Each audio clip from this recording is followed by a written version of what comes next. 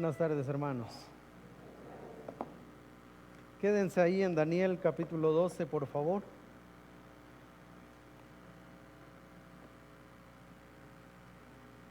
Daniel capítulo 12.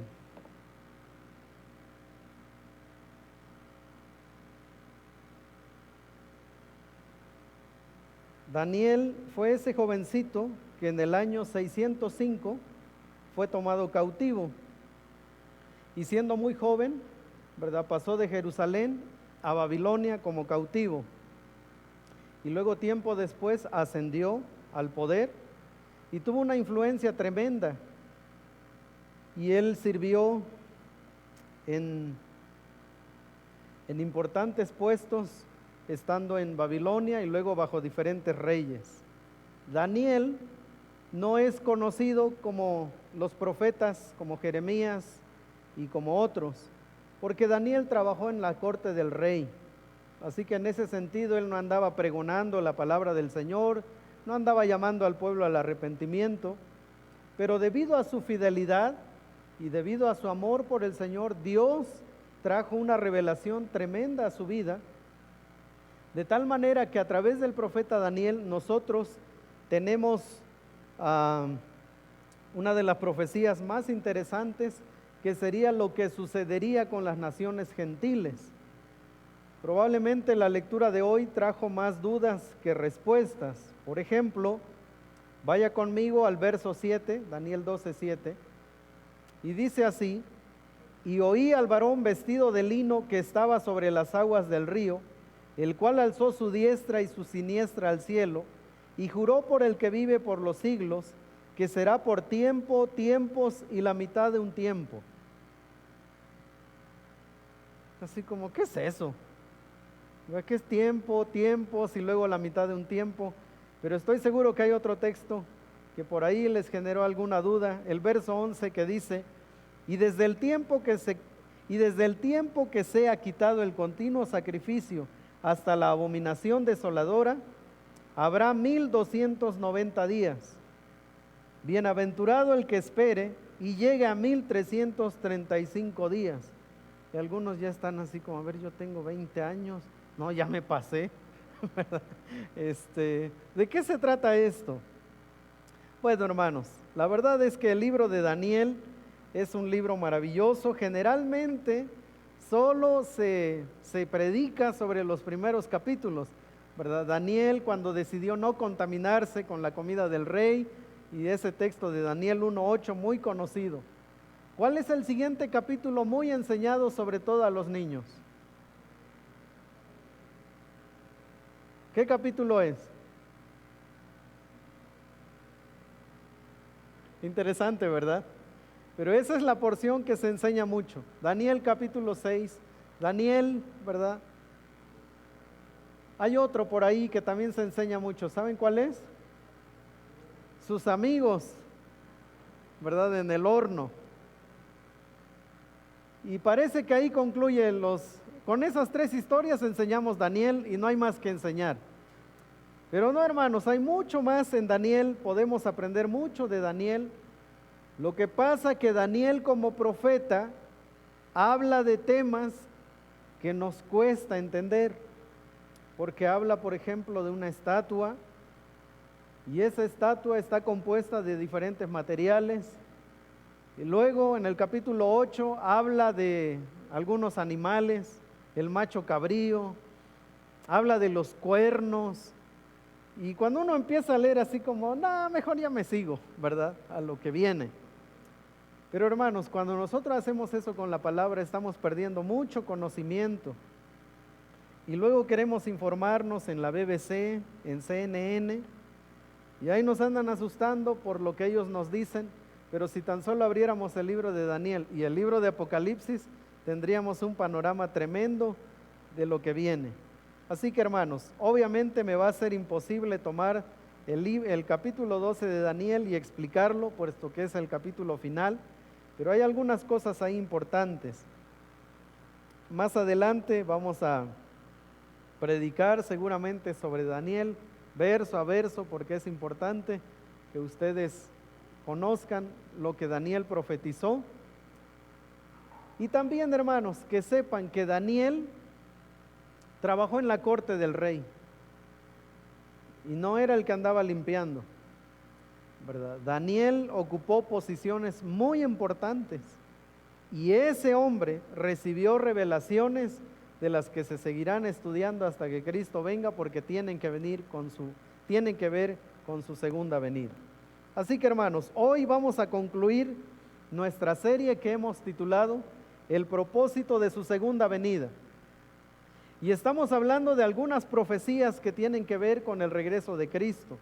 Y esto de la mano con la primera venida del Señor, porque recuerdan cómo comenzamos esta serie diciendo que muchas veces cuando pensamos en la semana de la pasión de Cristo, nuestra tendencia es a mirar el pasado y solo el pasado. Pero la semana de la pasión de Cristo tiene mucho que ver con lo que viene a futuro. Y de eso hemos querido hablar durante estos días y hoy vamos a concluir. ¿Quién no ha escuchado o no sabe qué significa la palabra escatología? No se preocupen, no los van a enfocar en la cámara solo me enfoca a mí. Pero ¿quiénes no han escuchado o no saben lo que significa la palabra escatología? ¿Ok? Muy bien, hermanos. De eso vamos a hablar hoy, de la escatología. Y algunos así ¿de qué? Sí, de la escatología. La escatología es la rama de la teología que estudia los últimos acontecimientos que la Biblia menciona. Palabras muy sencillas, ¿verdad? La escatología es la rama de la teología bíblica que estudia los últimos acontecimientos que la Biblia describe. La segunda venida de Cristo o el gran final siempre ha llamado la atención, hermanos. Y de eso vamos a hablar hoy. La consumación del plan profético de Dios. Cuando nuestro Señor Jesucristo regrese, comenzarán a cumplirse una serie de profecías que ha llamado la atención a lo largo de la historia. Algunos son muy curiosos. Y en Mateo capítulo 24 nosotros encontramos algunas señales de la segunda venida. Y muchos les encantan las señales.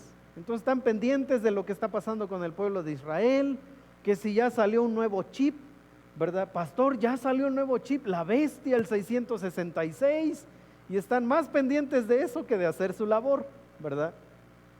Y están así, y les encanta escuchar predicadores que solo hablan del fin del mundo y hablan de la señal y los tienen pero atrapados. Porque el gran final siempre ha llamado la atención de creyentes y de no creyentes, siempre. O sea, el ser humano sabe que en algún momento esto va a terminar. ¿Cómo va a terminar?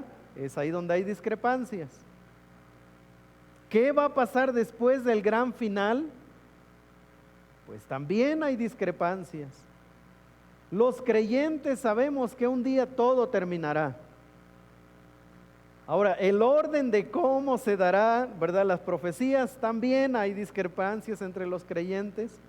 Para los creyentes de más años, ¿verdad? Conocen la palabra premilenialismo. Estoy hablando quizás de creyentes de más de 10 años. ¿Verdad que sí han escuchado esa palabra? Premilenialismo, postmilenialismo, amilenialismo, pretribulacionismo, posttribulacionismo. Arrebatamiento también es otra palabra que han escuchado. Quizá para los nuevos están así como, ¿qué es eso? Pero de eso hablaremos hoy. Dios en su soberanía y en su sabiduría ha usado, ¿verdad?, a diferentes hombres a lo largo de la historia, hombres que se apasionan por la profecía bíblica. Uno de los muy conocidos en su tiempo fue el doctor Dwight Pentecost. Él escribió un volumen de este vuelo que nos tocó estudiar en el seminario. Y él escribió un libro que se llama Eventos del Porvenir. Y él dijo lo siguiente: a Dios, el arquitecto de las edades, le ha parecido bien hacernos partícipes de confianza respecto a su plan para el futuro, y ha revelado su propósito y su programa en detalle en la palabra. Una porción grande de las Escrituras se dedica a la profecía más que a cualquier otro asunto, pues aproximadamente una cuarta parte de la Biblia era profética en el tiempo cuando fue escrita. El libro de Daniel en su mayoría es profético. Él habló de acontecimientos que sucederían a lo largo de la historia y que algunos están por suceder. Por ejemplo, una de las cosas que él profetizó fue la siguiente, verso 2: y muchos de los que duermen en el polvo de la tierra serán despertados, unos para vida eterna y otros para vergüenza y confusión perpetua. Eso no ha sucedido, pero él ya lo profetizó. Él dijo que sucedería la resurrección. También dice el verso 4, dice: pero tú, Daniel, cierra las palabras y sella el libro hasta el tiempo del fin, y la ciencia se aumentará. ¿Verdad? Eso no había sucedido en el tiempo de Daniel, a pesar de que la ciencia ha venido en incremento. Pero eso nosotros lo estamos viviendo en nuestros días, ¿verdad? Cada vez hay nuevos descubrimientos, cada vez la ciencia nos está asombrando, ¿verdad? Cada vez el hombre está tocando áreas que nunca había tocado. Ahora ya se habla de ir, ¿verdad? Y aunque quizás en este tiempo, quizás no nos toque a nosotros, pero ahora se habla mucho, ¿verdad?, de llevar a ciertos seres humanos a otro planeta. Y aunque a algunos les parece descabellado, hermanos, yo creo que eso en algún tiempo, ¿verdad?, la inteligencia del ser humano va a ser capaz de eso y mucho más. Y tal vez no nos toque, hermanos. Así que quien ya está haciendo su apartadito, ¿verdad?, semanal para ir a Marte, gásteselo en otras cosas, ¿verdad? Aprovecha su dinero en eso. Pero yo estoy seguro que la ciencia va a ir en aumento en ese sentido, y Daniel habló de eso. Daniel también habló de reinados que se levantarían, de imperios que se levantarían, y que bueno, ya pasaron, pero hay uno en particular que ha llamado la atención de esos 4 reinos que él describió. O sea, él habló, ¿verdad?, del levantamiento de los babilonios, él habló del levantamiento de los medos y de los persas, de los griegos y de los romanos. No, hombre, cuando uno se mete a Daniel es impresionante lo que Dios le reveló a Daniel y que sucedió tal cual le fue revelado. También Daniel habla de los 10 cuernos. Y bueno, a lo largo de la historia se ha hecho una interpretación de quiénes podrían ser esos 10 cuernos. Y algunos, ¿verdad?, algunos teólogos dijeron, uno de esos es Hitler. Pero bueno, Hitler ya pasó. Y si eso es a futuro, entonces también tenemos que estar pendientes de qué es lo que dice la Biblia. Otros, por ejemplo, agarran el libro de Daniel y agarran el libro de Apocalipsis y lo estudian y dicen, no, el norte es Rusia, ¿verdad? Y comienzan a meter por ahí al actual presidente de Rusia en la geopolítica. Miran hacia el sur y dicen, pues hacia el sur está África, y comienzan a tratar de descubrir de quién se trata, o de este otro lado, ¿verdad?, de los países musulmanes, y comienzan ahí porque la Biblia habla de estos temas tan interesantes. Así que, hermanos, si usted no ha leído el libro de Daniel, ¿verdad?, llegando a su casa, después de comer, chútese el libro de Daniel, y va a ver lo que va a generar en usted, así como, a ver, ¿de esto de qué se trata? Y bueno, hombres como el doctor Dwight Pentecost se han dedicado a la profecía, ha escrito muy buenos libros, el doctor John F. Walbur también, hombres que profundizaron en estos temas. Pero bueno, hermanos, ya me estoy emocionando y mi cronómetro ya me dice que me quedan 26 minutos. Y no he entrado al mensaje, hermanos. Dios está llevando a cabo su plan. Dios está llevando a cabo un plan. Daniel dice que Dios quita reyes y pone reyes. que Dios es soberano. Claro, y eso nos hace preguntarnos, pero ¿cómo Dios puso a este hombre impío? ¿Y cómo Dios puso a este otro hombre? Porque eso choca con nuestro concepto de Dios. Porque si Dios pone, nosotros pensamos que debería poner hombres piadosos, hombres que le aman y hombres que le temen. Buenos gobiernos deberíamos tener porque Dios pone reyes. Pero no, cuando nosotros vamos a la Biblia, nosotros vemos que también Dios usa a estos hombres impíos para llevar a cabo sus propósitos. Entonces, no ha habido algún periodo de la historia del hombre en el cual Dios esté aislado. Dios es soberano y Dios está llevando su plan, pero cuando nosotros miramos las circunstancias terrenales, como las hambres, las pestes, las enfermedades, cuando nosotros miramos la cantidad de pobres que hay en el mundo, cuando nosotros miramos cómo mueren los creyentes, cuando nosotros miramos el índice de divorcios entre creyentes, cuando nosotros miramos cómo sufren también los cristianos, bueno, nosotros nos preguntamos, ¿será que Dios de verdad tiene el control? ¿O es algo que tratamos como de forzar para creérnoslo? Pero la realidad es que lo creamos o no, Dios está en control más allá de lo que nosotros podemos mirar. Y yo tengo dos propósitos el día de hoy con el mensaje. Número uno, que de verdad ante las circunstancias difíciles de su vida, usted descanse, porque tenemos a un Dios soberano. Él tiene control de todo lo que sucede. Y claro, si pensamos en esas cosas dolorosas, vergonzosas, nosotros miramos a Dios distante. Porque nosotros pensamos que Dios estaba tan ocupado cuidando a otros que no pudo cuidarnos a nosotros. Cuando nosotros miramos, ¿verdad?, esas noticias que nos duelen, de cuando un grupo de creyentes, como en el viaje que hicieron nuestros hermanos, que iban a servir, y de repente el autobús, ¿verdad?, presentó una falla mecánica y murieron todos. Y uno dice, pero ¿por qué Dios se llevó a sus hijos y no se llevó a los otros que andan haciendo cosas malas? ¿Por qué Dios tomó la vida de estos siervos y no tomó la vida de otros?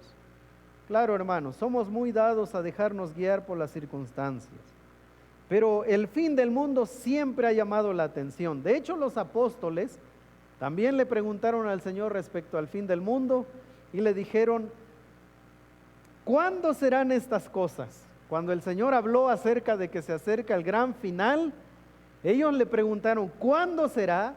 Y número dos, ¿qué señal habrá de tu venida? ¿Sabe por qué?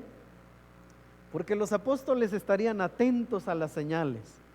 Ya va a venir el Señor, mira lo que está pasando. Y hay cristianos así en nuestros días. De repente hay cristianos que les emociona mucho el pueblo de Israel, ¿verdad? Son muy atentos con lo que está pasando en el pueblo de Israel, y que si ya pasó esto y que si ya pasó lo otro, y ellos están así, es que ya va a venir el Señor porque el pueblo de Israel y aquí y allá y Rusia y Estados Unidos, y otros hermanos ven al diablo en todo, ¿verdad? Y otros ven las señales en todo, que si el presidente de Estados Unidos dijo esto ya es señal de que el Señor va a venir. Que si el presidente de Rusia, que son como ahorita las dos naciones que atrapan la atención, entonces que si el presidente de Rusia dijo esto, pastor, ya escuchó lo que dijo el presidente de Rusia. Les digo, no es algo en lo que yo estoy pendiente, ¿verdad? O una vez me mandaron un video porque salió un nuevo chip que se pone en la piel, ¿verdad? Y entonces en los centros comerciales ya usted pasa y con su chip ya le cobran. Pastor, no se vaya a dejar poner el chip. Mi celular me anda fallando, hermanos. ¿Qué me voy a andar poniendo un chip? ¿Verdad? Apenas si puedo con mi teléfono, ahora voy a estar con un chip. Pero ya como si estuviera ya mañana, como si a todos nos van a chipear mañana. Entonces casi, pastor, no se vaya a dejar poner el sello de la bestia, ¿verdad? Tremendo tatuaje que traen, pero les preocupa el chip, ¿verdad? Entonces, no, hermanos, no hay que ser así. Pero sí debemos estar pendientes porque el Señor va a regresar. Eso dice la Biblia, que Él va a regresar. Entonces le preguntaron, ¿cuándo serán estas cosas? ¿Y qué señal habrá de tu venida y del fin del siglo? Y bueno, hermanos, Vamos a Mateo 24, no vamos a leer toda la porción, pero vamos a Mateo 24, porque dijo el Señor, ¿quieren saber? Aquí va, ¿verdad? ¿Quieren saber qué es lo que viene? Aquí va. Esto es lo que Él dijo, el escenario previo a su regreso. ¿Cómo va a estar la situación a nivel mundial? ¿Verdad? ¿Qué es lo que va a acontecer antes de que Él regrese? Respondiendo Jesús les dijo, mirad que nadie os engañe. O sea, de entrada ya está poniendo una base. Ustedes van a escuchar de todo, pero aguas. Esa es la razón, porque vendrán muchos en mi nombre diciendo, yo soy el Cristo. Ahora, el apóstol Juan en su primera carta, primera de Juan, habla de los anticristos. Así que desde que Cristo ascendió ha habido personajes que se han autoproclamado Cristos.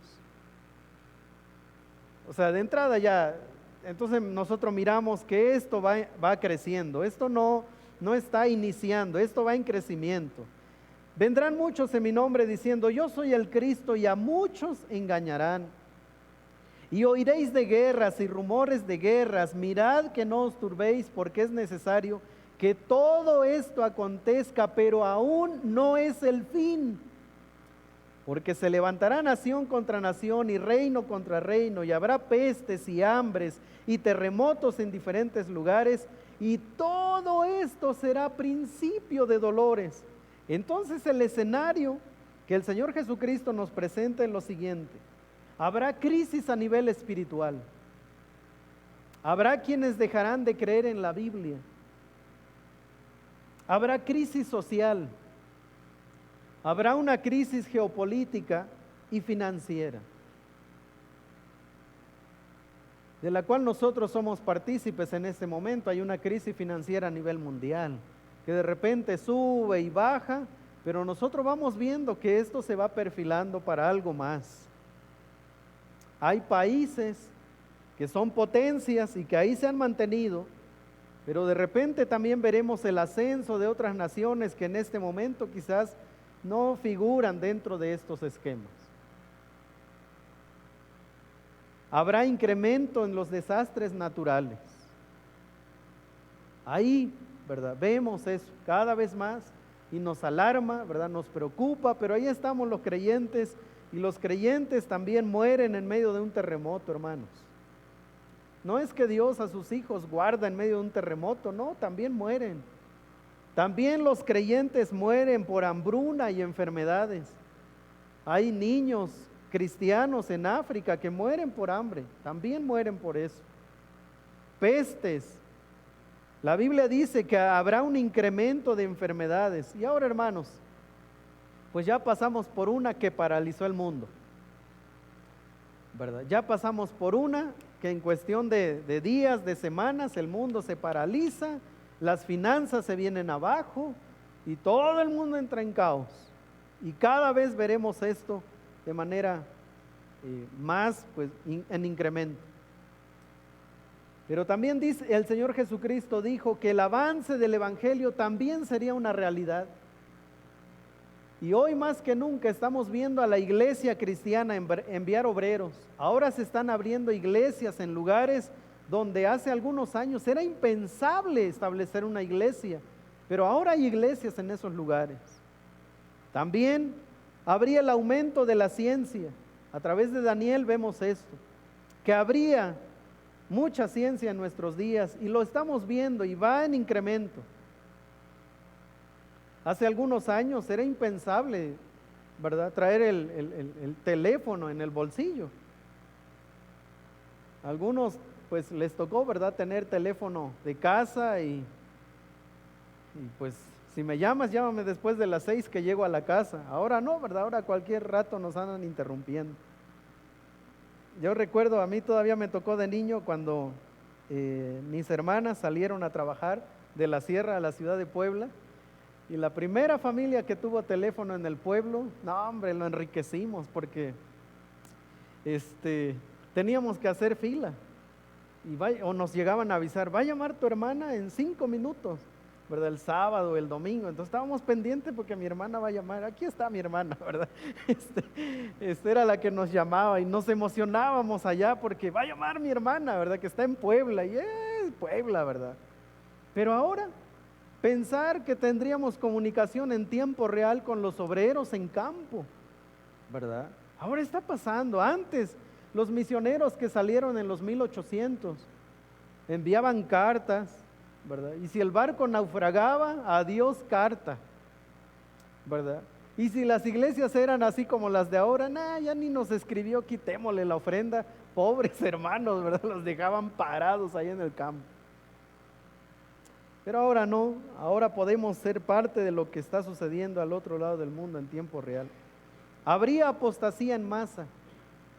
¿Qué es la apostasía? Personas que en algún momento se identificaron con el Evangelio y que dicen, no, ahora no, pero serían personas de influencia. Esas personas, por ejemplo, a mí me llama mucho la atención cuando me dicen, pastor, ¿ya supo que tal artista ya no es cristiano? No, nunca lo fue, ¿verdad? Nunca lo fue, solo le hizo al cuento con el cristianismo, pero nunca fue cristiano. Pero claro, su influencia fue fuerte porque es artista. Entonces cuando él dice, yo ya no soy cristiano, arrastra a muchos con él. Muchos van a apostatar. También habría aumento en la decadencia moral. Entonces vendrán muchos en mi nombre y muchos irán tras esos que dicen ser Cristo. Vendrán guerras y rumores de guerras, habrá hambres, pestes, todo eso dice la Biblia. Ese es el escenario previo. Ahora, hermanos, nosotros estamos viendo parte de esto, ¿verdad? Vemos cosas que nos asustan y les digo, hay alarmistas, hay cristianos que solo andan viendo las señales y pastor, ¿ya vio la luna roja? Sí, por eso me compré lentes y hoy no los traje, ¿verdad? Porque no veo si cuando es roja o es azul, ¿verdad? Yo no veo si la luna está roja, pero hay cristianos que solo ven la luna y pastor, ¿ya vio la luna roja? Porque claro, les da miedo, se asustan porque leen, porque escuchan. Pero no, hermanos, hay algo más en medio de esto. Ahora, ¿qué va a pasar con la iglesia en el gran final? ¿Qué va a pasar con la iglesia de Cristo? Bueno, en primer lugar, la Biblia dice que la iglesia será recogida. Eso es lo que se le conoce como el arrebatamiento de los creyentes. Y algunos están, pero ¿quién nos va a arrebatar? ¿Qué va a pasar? ¿A dónde nos van a llevar? ¿Quién? ¿Cuándo? ¿Cómo? Bueno, 1 Tesalonicenses 4:13 es otro texto que vamos a revisar. Vamos a 1 Tesalonicenses. Es otro texto muy conocido. De hecho, yo tomé como porción base hace algunos domingos esta porción. Pero vamos a 1 Tesalonicenses 4:13 al 18. Y dice así la palabra del Señor: tampoco queremos, hermanos, que ignoréis acerca de los que duermen, para que no os entristezcáis como los otros que no tienen esperanza, porque si creemos que Jesús murió y resucitó, así también traerá Dios con Jesús a los que durmieron en él. Por lo cual os decimos esto en palabra del Señor, que nosotros que vivimos, el apóstol Pablo, pensando que la segunda venida de Cristo lo alcanzaría a él, que él estaría vivo, dijo que nosotros que vivimos habremos quedado hasta la venida del Señor, no precederemos a los que durmieron, porque el Señor mismo, con voz de mando, con voz de arcángel y con trompeta de Dios, descenderá del cielo, y los muertos en Cristo resucitarán primero. Luego nosotros los que vivimos, los que hayamos quedado, seremos arrebatados juntamente con ellos en las nubes para recibir al Señor en el aire, y así estaremos siempre con el Señor. O sea, el arrebatamiento de la iglesia es ese momento que estamos esperando los creyentes, ese momento del que nadie sabe, ese momento que puede ser en este momento. Y me acaba de venir a la mente un domingo de resurrección. Pastor Bel le pidió al hermano Jaime, allá está el hermano Jaime, quizás se acuerda, pero el pastor Bel le dijo, voy a predicar de este tema, y cuando yo lea, ¿verdad? Voy a estar predicando, y cuando yo lea que el Señor mismo, que con voz de arcángel y con trompeta de Dios, quiero que toques la trompeta. El hermano Jaime se paró allá, allá arriba. Y yo no voy a olvidar ese momento porque el pastor me dijo, quiero que veas algunas reacciones. Así que pues yo ni tan discreto me volteé a ver qué pasaba. Y el pastor estaba predicando y leyó esta porción así como lo recordamos, ¿verdad? Con esa voz que el Señor le concedió a él. Y dijo con voz de arcángel y con trompeta de Dios. Y cuando dijo trompeta, ¿verdad? El hermano Jaime tocó la trompeta. Y yo vi uno que otro por ahí medio pálido. Ahí vi güeros a todos, hermanos. Dije, ¿qué pasó? ¿Verdad? Los morenitos los vi güeros. Y me acuerdo de un hermano en particular que lo tenía yo hacia al lado. No, hombre, hermanos, dije, si este no estaba seguro de su salvación, yo estoy seguro que en este momento le está diciendo, Señor, yo soy tuyo. Pero la Biblia dice que esto es lo que acontecerá. Que el Señor descenderá del cielo y desde las nubes, Él llamará a su iglesia. A su iglesia. Los muertos en Cristo resucitarán primero. Y si nosotros seguimos vivos, nosotros seremos tomados. También, cada creyente estará ante el tribunal de Cristo para dar cuenta de su vida cristiana. Los que llevan 5 años de creyentes darán 5 años de cuentas. Los que llevan 20 años de creyentes darán 20 años de cuentas. Y hermanos, pues ahí viene ese momento en que entran las preguntas. ¿Y qué va a pasar, pastor? Pues yo me divorcié antes de ser cristiano. Por la gracia de Cristo, ¿verdad? Hemos sido justificados. De modo que si alguno está en Cristo, nueva criatura es. Así que tengan por cierto, hermanos, que ese tiempo ha pasado, ha sido perdonado, pero desde el momento en que creímos hasta el momento en que el Señor venga por su iglesia, de ese tiempo daremos cuenta. Y algunos, cuando pensamos en esto, quizá algunos sentimos vergüenza, porque no hemos vivido la vida cristiana como deberíamos. Quizá otros, ¿verdad? Nos sentimos en algunas áreas gozosos, en otras áreas con vergüenza, pero mientras el Señor no venga, podemos cambiar la vergüenza en gozo y en gratitud y poder avanzar. También, cada creyente fiel será recompensado. Y aunque algunos aquí, ¿verdad?, de repente se esconden detrás del otro, ahí no habrá lugar para esconderse detrás del otro, estaremos con el Señor, habrá todo el tiempo del mundo. Algunos ya están como, ojalá de verdad el pastor dijo 26 minutos y ya les se la estoy contando. Y ya termine porque ya me tengo que ir. Bueno, cuando estemos en el cielo no habrá ya me tengo que ir. Ahí estaremos, no sé cómo será ese momento, hermanos. No sé si nos van a poner en fila a todos. No lo sé. Pero pasaremos delante del tribunal de Cristo para dar cuenta de nuestra vida y también para ser recompensados. Y luego aquello que en Apocalipsis 19 se le conoce como las bodas del Cordero, la iglesia disfrutará su perfecta unión con Cristo. Eso sucederá. Eso nos aguarda a los creyentes. ¿Qué pasará con los que se queden? Quiero que piensen. La iglesia de Cristo está a lo largo y ancho de nuestro planeta. Es decir, cuando la iglesia sea tomada, no va a ser tomada un grupito de 10 personas. Cuando la iglesia sea tomada, será tomada una cantidad impresionante de seres humanos que hemos creído en Cristo para salvación. Algunos creyentes están en puestos, ¿verdad?, financieros muy altos. Algunos creyentes están en la política de su país a un nivel muy alto. Cuando la iglesia sea tomada, la tierra entrará en crisis. Cuando la iglesia sea tomada, habrá crisis financiera, habrá crisis social, habrá crisis política, habrá crisis en todo sentido. Y en medio de ese momento, ¿verdad?, la Biblia describe a un personaje que tendrá la habilidad de tomar el control a nivel mundial. Ahora, también ese personaje ha tenido nombres a lo largo de la historia. Algunos lo identifican con un líder religioso. No voy a entrar en detalle en ese tema, ¿verdad? No estamos ahorita en eso. Ya si luego quiere lo platicamos, con un cafecito y pan. Usted me invita y yo voy con gusto a platicar con usted, ¿verdad?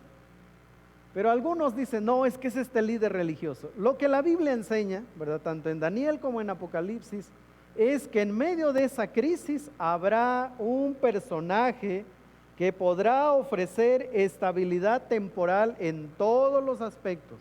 Imagínense, el mundo en caos. Se irán detrás del primero que pueda ofrecer paz. Imagínense, va a haber hijos, va a haber personas mayores que no habrán confiado en Cristo y se quedarán. Y dice, bueno, con lo que sea, con tal de que mis hijos estén bien. Y eso ya lo vemos en nuestros días, ¿verdad? Los padres están dispuestos a hacer todo por los hijos. Pero ese personaje traerá estabilidad temporal. Algunos que se preguntan, ¿qué ha pasado con el pueblo de Israel? Romanos 9, 10 y 11. El apóstol Pablo dice que hasta que no entre la plenitud de los gentiles, ese paréntesis será quitado. Pero por ahora, en el plan soberano de Dios, el pueblo de Israel está en un paréntesis. Así que hermanos, cuando ustedes vean noticias del pueblo de Israel, que una nación, una potencia ya se levantó para pelear contra Israel, y pues desde el 1948, que fue la fundación del Estado de Israel, hasta nuestros días, el pueblo de Israel ha querido ser destruido. Y ahí está, y ahí va a seguir, porque Dios tiene un plan con ese pueblo. Y nosotros podemos ver cómo Dios ha preservado a ese pueblo a lo largo de la historia, de tal manera que en 1948 se vuelve a constituir como nación y queda establecido en esa región del mundo. Pero ahí está el pueblo de Israel. Así que hermanos, si les llama un poquito más la atención, Romanos 9, 10 y 11, léanlo también después del postre de hoy, para estar ahí a tono con Daniel y luego con el apóstol Pablo. También habrá un periodo, hermanos, conocido como la gran tribulación, los juicios del Apocalipsis. Eso, hermanos, que nos parece como de película y así como, yo creo que la Biblia solo es para asustarnos, ¿verdad? Esto de que la ira de Dios, no, sí habrá un momento cuando Dios va a ejecutar sus juicios sobre el mundo y todo lo que la Biblia dice en Apocalipsis se cumplirá uno a uno tal como se han cumplido todas las profecías. Las potencias mundiales se unirán para una batalla final y eso es muy interesante porque naciones con diferentes ideologías se pondrán de acuerdo por primera vez para una gran batalla final que el libro de Apocalipsis y Zacarías capítulo 14 describe. Y usted dice, ¿cómo?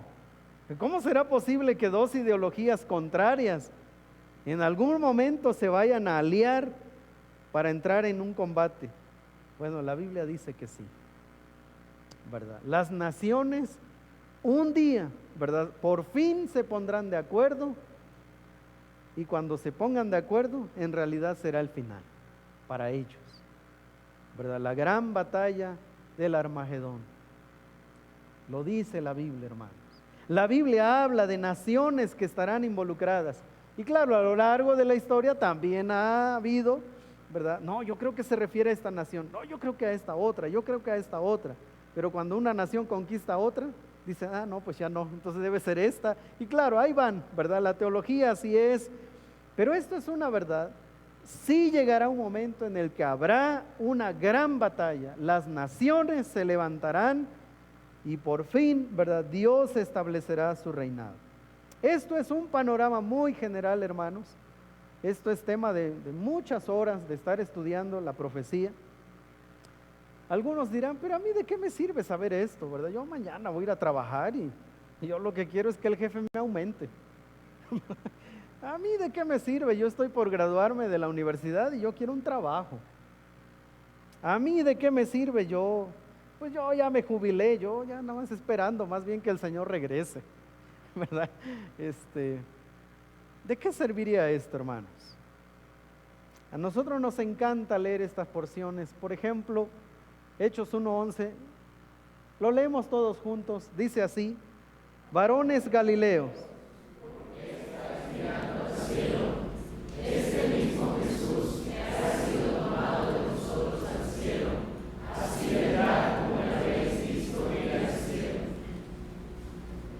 quiero que vea ese escenario.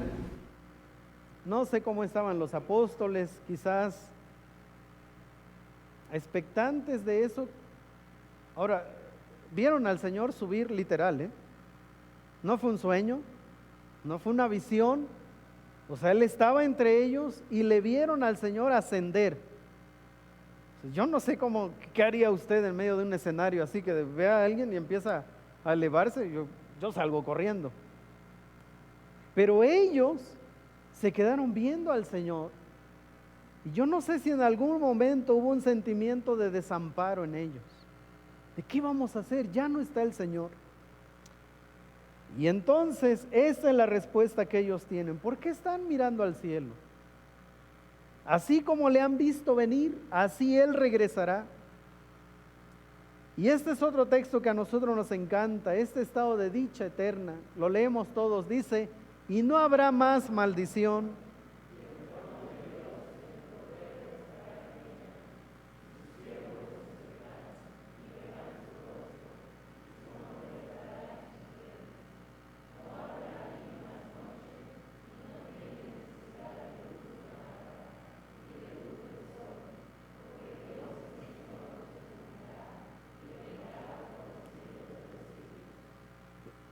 Mire, de los que estaban ahí mirando cómo el Señor se iba y se perdió entre las nubes, algunos de ellos, bueno, en realidad creo que todos, no leyeron esto. El que lo escribió fue Juan, el último sobreviviente de los apóstoles. Ni siquiera el apóstol Pablo escuchó esto. Él murió allá por el 64. Apocalipsis, algunos lo ubican entre el 90 y 100. Quiero que piensen esto. ¿Sabe que nosotros tenemos mucha más evidencia para servir a Cristo y amar a Cristo y esperar su regreso que estos hombres? ¿Sabe que en nosotros hay más elementos que nos deberían empujar a hacer la obra, a compartir a otros? Porque ninguno de los apóstoles, solo Juan, el único vivo, todos ya habían sido martirizados. Hasta el apóstol Pablo, aquel que dijo: hermanos, no quiero que entristezcáis como los otros que no tienen esperanza. Porque si creemos que Jesús murió y resucitó, así también traerá Dios con él a los que durmieron en él. O sea, el apóstol Pablo fue decapitado.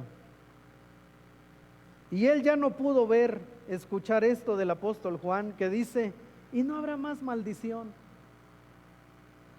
Y el trono de Dios y el Cordero estará en ella, y sus siervos le servirán, y verán su rostro, y su nombre estará en sus frentes. No habrá allí más noche, y no tiene necesidad de luz de lámpara, ni de luz de sol, porque Dios el Señor los iluminará, y reinarán por los siglos de los siglos. Y yo pensaba estos días en aquella mujer osada que le dijo: Señor, manda que en tu reino, ¿verdad? Mis hijos, uno se siente a la izquierda y el otro a la derecha. ¿Recuerdan a esa mujer? Bueno, ya no les tocó leer, pero pensaba en esto: y reinarán por los siglos de los siglos. O sea, los apóstoles, hermanos, ya no fueron expuestos a toda la profecía que vendría. Apocalipsis, ellos ya no supieron nada de Apocalipsis. Ellos ya no supieron cómo se desenvolvería ese gran final. Pero a pesar de que no lo supieron como nosotros ahora lo sabemos, dieron su vida por Cristo. Se entregaron por Cristo. Cuando yo dijere al impío: de cierto morirás, y tú no le amonestares ni le hablares, para que el impío sea apercibido de su mal camino, a fin de que viva. El impío morirá por su maldad, pero su sangre demandaré de tu mano. Pero si tú amonestares al impío y él no se convirtiere de su impiedad y de su mal camino, él morirá por su maldad, pero tú habrás librado tu alma. Quiero que piensen, los apóstoles miraron a Jesús mientras era elevado, era tomado, y los ángeles les dijeron: no, dejen de estar esperándolo, dejen de estar mirando pasivamente, vayan y hagan lo que Él les pidió. Vayan y cumplan con esa misión, vayan a todas las etnias del mundo, prediquen, anuncien su segunda venida. Así que, hermanos, la mejor manera de esperar a Cristo no es estar mirando el cielo, es estar compartiendo, es estar hablando a otros, porque será una realidad, Él regresará. El que da testimonio de estas cosas dice: ciertamente vengo en breve. Amén, sí, ven Señor Jesús. La gracia de nuestro Señor Jesucristo sea con todos vosotros. Amén. Y pensaba en Juan, ese anciano que probablemente tendría 100 años o un poco más cuando recibió aquella revelación, ¿verdad? ¿Habrá pensado en el apóstol Pablo, decapitado, y escribiendo esto, pensando en sus condiscípulos que ya habían sido martirizados? Yo creo que ese hombre, y la Biblia lo dice, él se postró cuando recibió toda esta revelación, porque él pudo apreciar que la manera en que morimos no determina nuestro destino. Habían sido martirizados, pero un día reinarían. Habían sido martirizados, pero estaban en un lugar de dicha eterna. Y hermanos, esto nos encanta a nosotros los cristianos. Y pensamos en qué hermoso será el momento en que no haya más dolor ni más enfermedad. Pero también quiero que piense en aquellos que, pudiendo escuchar el evangelio de parte de usted, no lo han escuchado, y que estarán ahí donde el gusano de ellos nunca muere, y que buscarán la muerte y la muerte se apartará de ellos, y que estarán, como dice Apocalipsis, en el lago de fuego eternamente, donde Dios no estará ahí, y no habrá una segunda oportunidad. Y algunos de ellos estarán ahí porque pudieron haber escuchado el mensaje del evangelio y no lo escucharon, porque los siervos de Cristo estábamos tan afanados en otras cosas. Entonces, ¿de qué nos sirve saber todo esto en un panorama general? Que mañana que usted salga a trabajar, comparta del amor de Cristo. Que mañana que usted vaya y vea a sus amigos no creyentes, ¿verdad?, sea intencional y les hable de Cristo. Porque hoy, hermanos, estamos más cerca de la venida de Jesús que ayer. O sea, hoy estamos más cerca de ese regreso. Así que ya se llevan una palabrita nueva hoy: escatología, el estudio de las últimas cosas, pero también se llevan esto en su corazón, ¿verdad? El saber lo que va a suceder debería ser un aliciente para compartir el evangelio. Puestos de pie, hermanos, vamos a orar.